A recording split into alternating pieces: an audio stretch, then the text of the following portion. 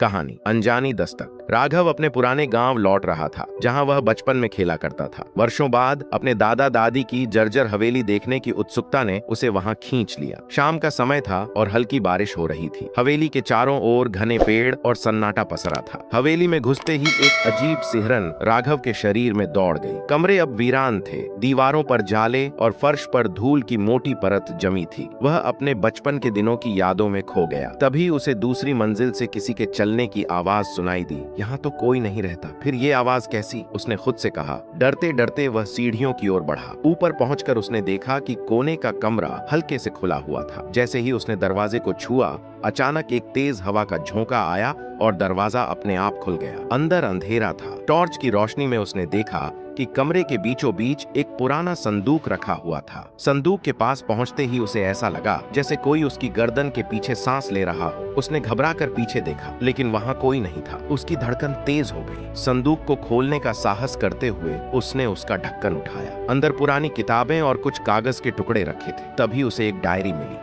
जिस पर उसके दादा का नाम लिखा था। उसने डायरी खोली और पढ़ना शुरू किया। पहला पन्ना पढ़ते ही उसकी आंखें फटी रह गईं। डायरी में लिखा था, राघव, जब तुम ये पढ़ रहे होगे तब तक मैं इस दुनिया में नहीं रहूंगा, लेकिन मेरी एक अधूरी इच्छा है जो तुम ही पूरी कर सकते हो। अचानक हवेली में एक जोरदार आवाज हुई, जैसे कोई दरवाजा जोर से बंद हुआ हो। राघव घबरा गया। वह डायरी को लेकर जल्दी जल्दी नीचे उतरने लगा। तभी उसने देखा कि मुख्य दरवाजे पर एक परछाई खड़ी थी। वह परछाई धीरे धीरे उसकी ओर बढ़ने लगी। राघव के पैर जैसे जमीन से चिपक गए हों। परछाई पास आकर बोली, तुमने संदूक खोला, अब सच जानने के लिए तैयार रहो। अगले ही पल सब कुछ अंधेरे में डूब गया। जब राघव को होश आया तो वह हवेली के बाहर था। उसके हाथ में डायरी थी, लेकिन संदूक और वह परछाई गायब थी। डायरी का आखिरी पन्ना खाली था, जैसे इंतजार कर रहा हो कि राघव उसमें कुछ लिखे। क्या हवेली में कोई राज छुपा था? वह परछाई कौन थी? यह सब जानने के लिए राघव को दोबारा हवेली में जाना होगा, लेकिन क्या वह फिर से वहां जाने की हिम्मत कर पाएगा? दोस्तों, इस कहानी से आपको क्या सीखने को मिला, कमेंट करके जरूर बताना। वीडियो अच्छा लगा तो लाइक और चैनल को सब्सक्राइब करना ना भूलना। पूरा वीडियो देखने के लिए धन्यवाद। मिलते हैं नेक्स्ट वीडियो में नई कहानी के साथ।